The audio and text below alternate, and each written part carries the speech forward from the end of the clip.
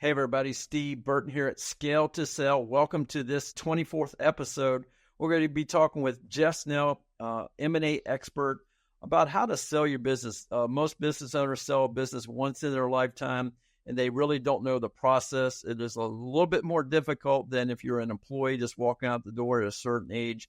But Jeff Snell, welcome to the call today.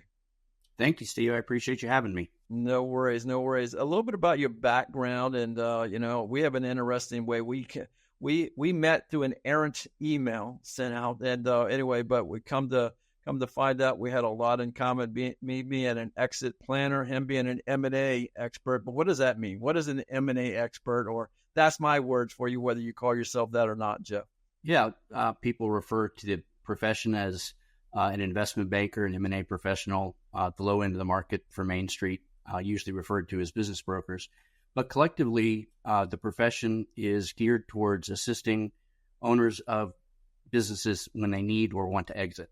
So everything from planning, if we have the luxury of that time, all the way through packaging, marketing, negotiating, buyer pre-qualification, lender selection, counsel selection, obviously negotiation, terms, conditions, and ultimately want to arrive at a literal or virtual closing table. You know, we've had many conversations. We're working with any number of business owners right now. You're based out of Raleigh, North Carolina, or down in that area. I'm in Virginia. But regardless of where you're at, if you're a business owner, it's a little bit more difficult. You've heard us on the call here and talking about on Scale to Sell that most business owners really don't know the value of their business. That's one thing, Jeff. A little bit about that and how often maybe they should get their business valuated and just the process. A little bit about valuations and how important they are.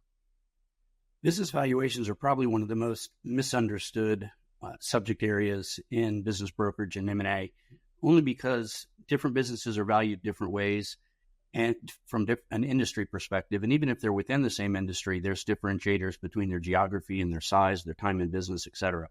So the art of negotiating and defending a business valuation is one that every investment banker, M&A business broker has to master. You can't work in this space without the foundational knowledge of how to properly value a business.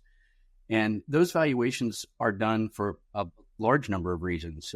I happen to be admitted as an expert witness in Wake County as to business valuations when it comes to equitable distribution. So some people need to determine the value of their business because they're separating or getting divorced. Some people need to know an accurate value of their business for insurance purposes. Others simply for planning purposes, which is where you and your team comes in. When a client of mine has a 6 or 7 figure windfall from the sale of their business, they oftentimes don't know what to do with that. So it's just as important to plan for the exit of the business as it is to plan for the use of those proceeds post-transaction.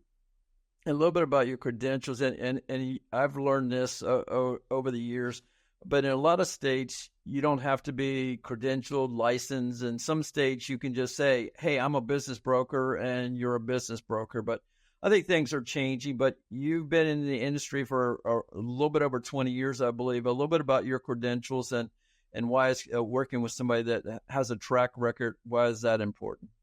Well, we often say, meaning we, you and I, Steve, to prospective clients and clients, that it's very important that they derive their deal team to make sure that there's a qualified individual in every seat, because it's the most valuable transaction of their lives. Almost virtually 100% of my clients, whether it's a $250,000 transaction or a $25 million transaction, the person that is behind that company, that is in all likelihood the most valuable transaction they're ever going to have.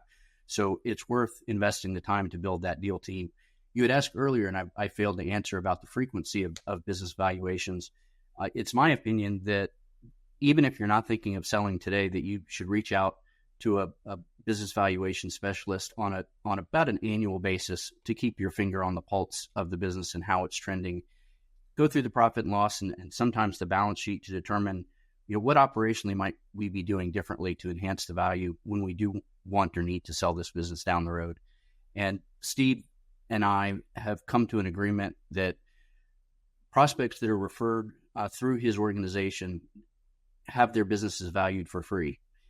And that's forever. So if you engage with Steve and you and your advisor determine that a business valuation would be beneficial, you'll have access to that at no cost through inline advisors and Steve's organizations.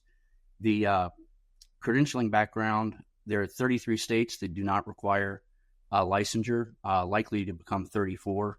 We have one state that is looks like they're going to remove that from their legislative role. But in 33 states, Steve's absolutely correct. My 15-year-old daughter could say I'm a business broker, and there was nobody that could tell her differently.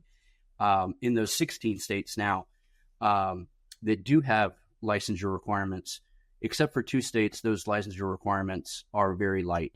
Typically just hold a real estate license, either commercial or residential. In our state, it's one license for both, but in some states they're separated. I want to make sure you got this. Having the value of your business, how can you measure it if you don't know the value of it? Whether you're looking to grow it or you're looking to exit, you want to know the value. And if you want to get that free evaluation, it's not free. It's free to you, but it's worth thousands, or in my opinion, tens of thousands of dollars more. What is the value of probably your largest asset? Stats have shown us that about 80% of small business owners' net worth is tied up in the value of the business, yet they don't know what that is. They might know the value of their home, might know the value of their 401k or other investments, but what is the value of the largest asset?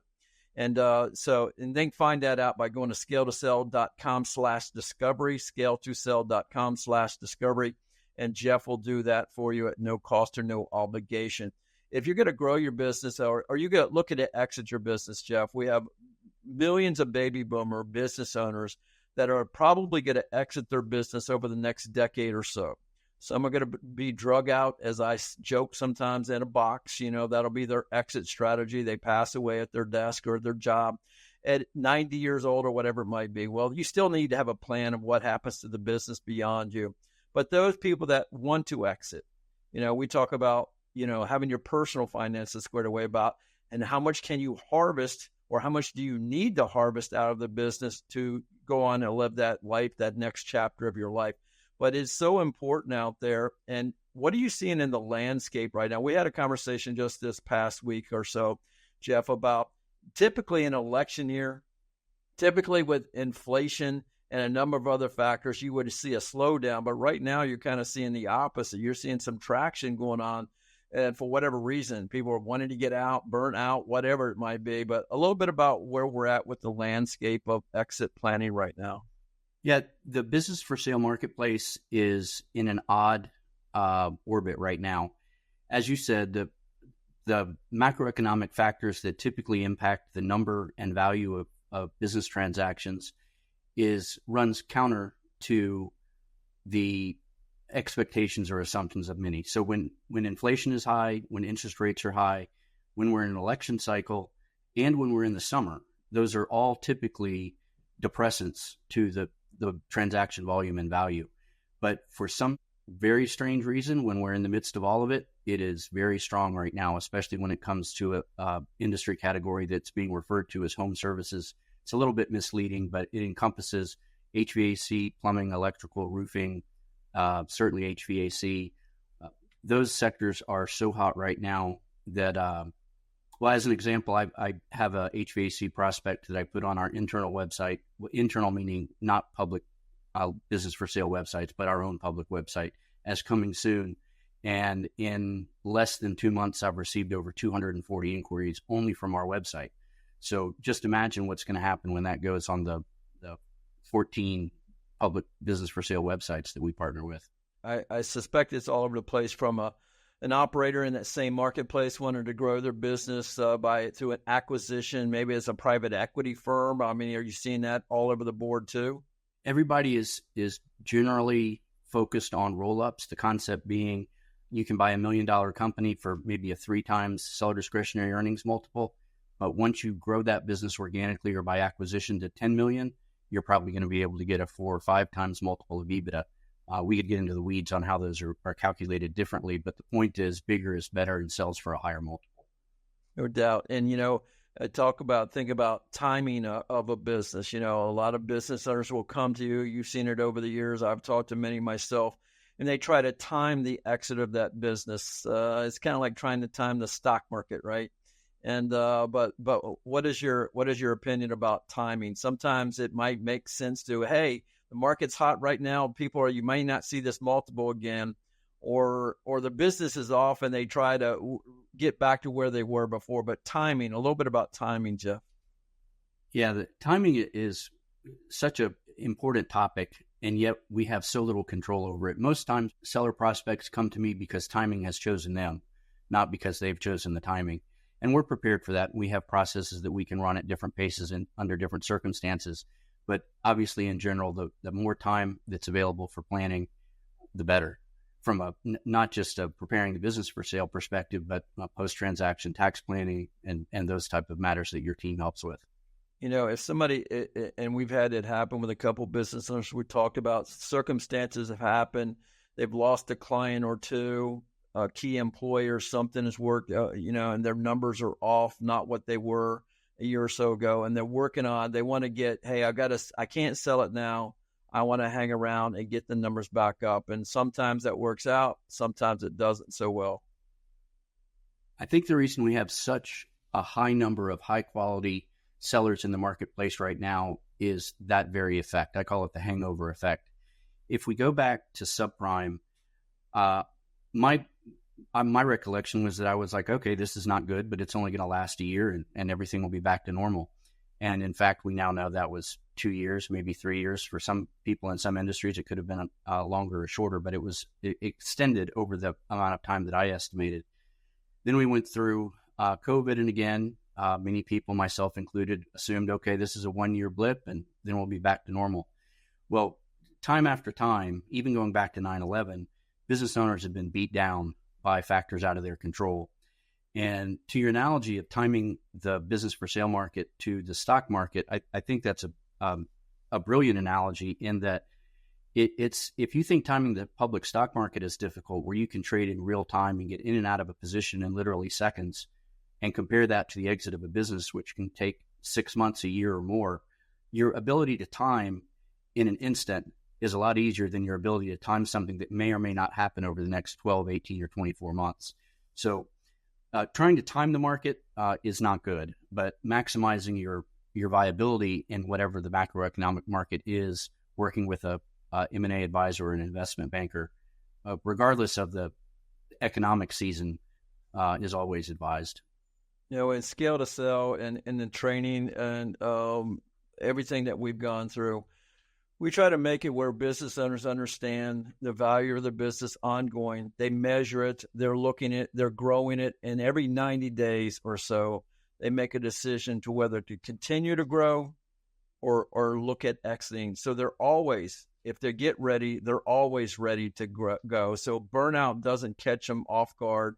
Geopolitical event doesn't set them back or whatever. It could a little bit, but if you're always ready to sell, and that means you're also ready to grow. Same things are in place right there. If you want to get top dollar on your business, make sure that you're always ready to sell, and that will empower you to be able to grow your business. You've got the right teams, right processes. You got cash flow.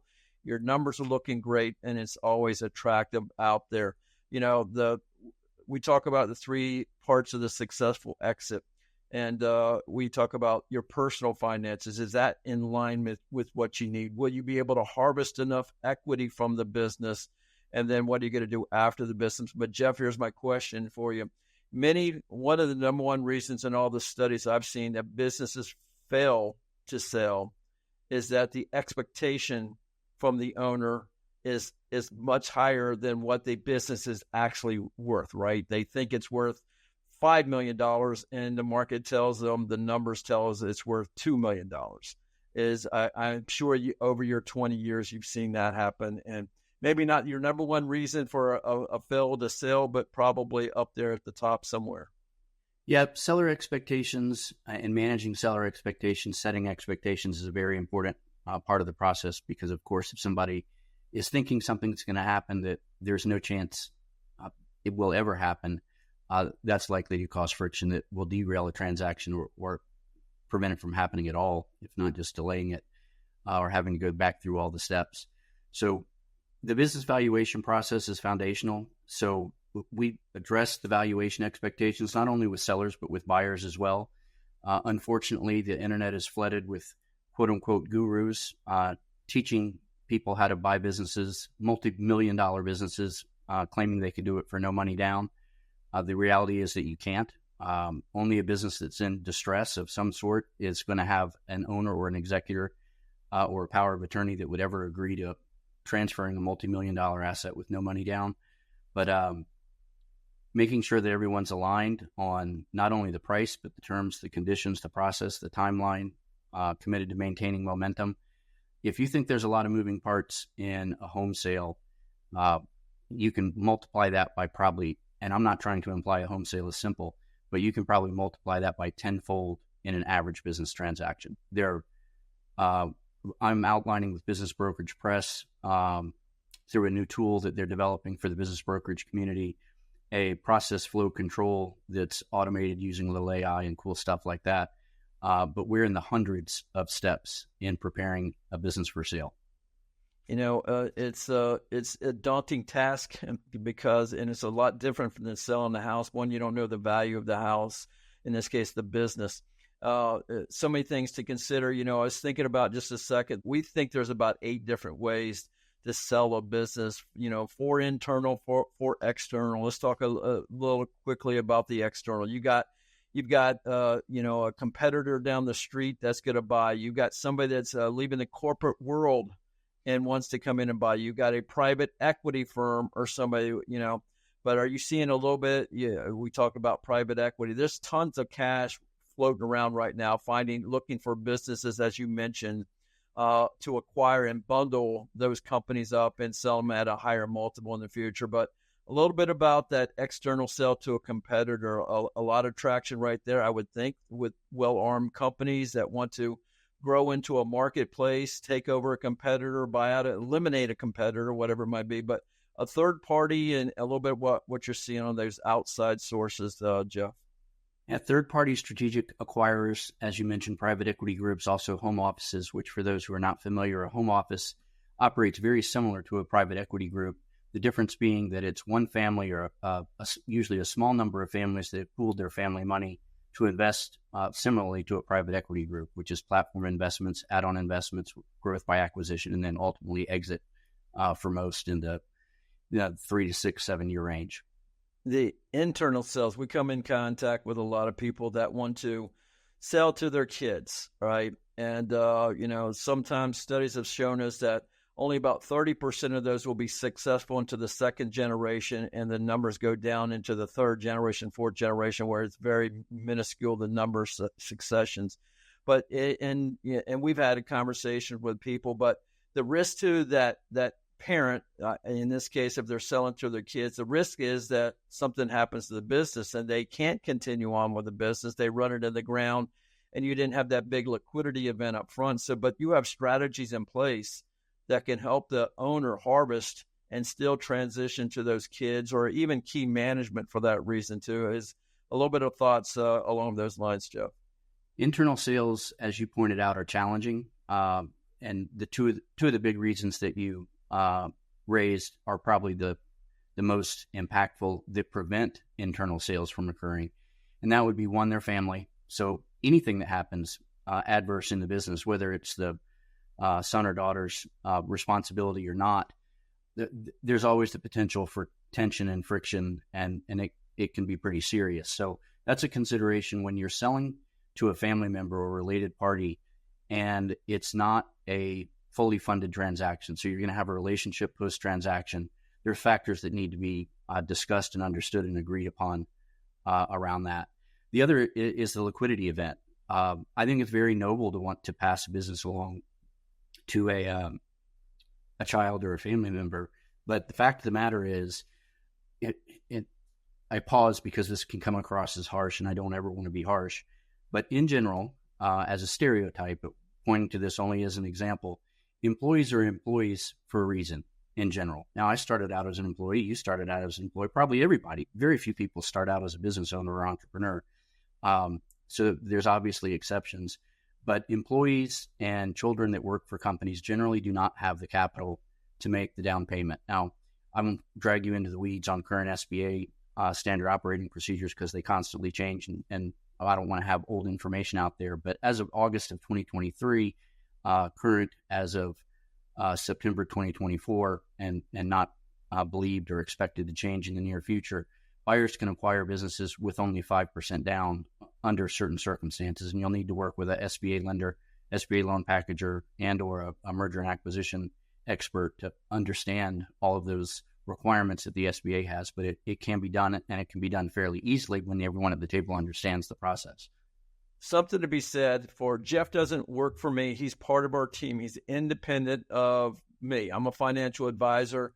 We talk about the family office a lot. I came across this term with a family office that I was dealing with, or home office as you refer to it, and they were buying up financial services company, and I had partnered my company up with one. They got acquired, and here we are.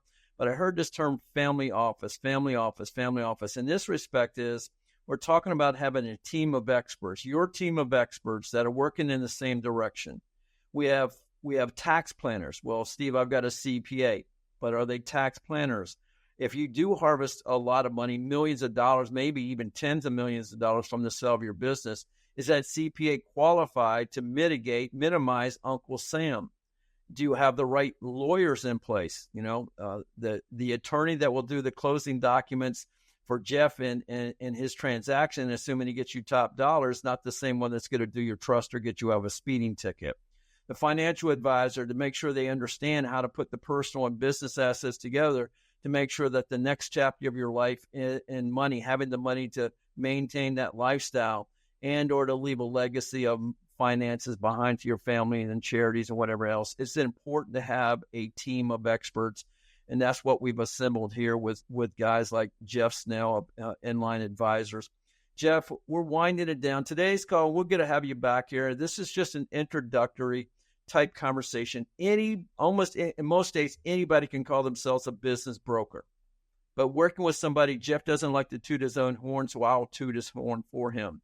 He's one of the most credentialed people, and I've met a few, being part of the movie Mergers and Acquisitions, being an executive producer on that. I've met a few of high-level people, and Jeff is right up there with some of the top ones in the country. So what we're offering, Jeff, I'm going to let you say a few things. I'm going to come back to the offer of getting that valuation, knowing your numbers.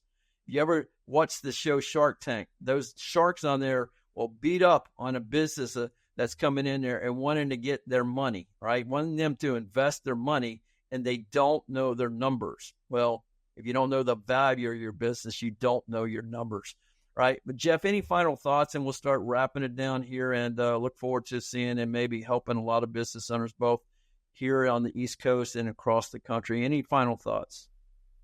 Yes, just some real quick talking points, wrapping up what we've discussed so far. Deal team, very important. Have a Steve Burton on your team.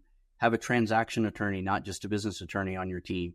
Have a tax professional, ideally a CPA as well, that focuses on tax, not just tax, but business transaction tax. You're going to have the largest single year income in all likelihood with the sale of your business, which is going to put you in the highest bracket, which is hours of planning on its own, long-term versus short-term versus potential policy changes. There are a lot of moving parts, so make sure that your deal team is solid. Second, the business valuation, foundational to everything that we do in growing and selling and exiting businesses. Make sure that you get one, make sure that you keep it current, and make sure that the person that's doing it is qualified.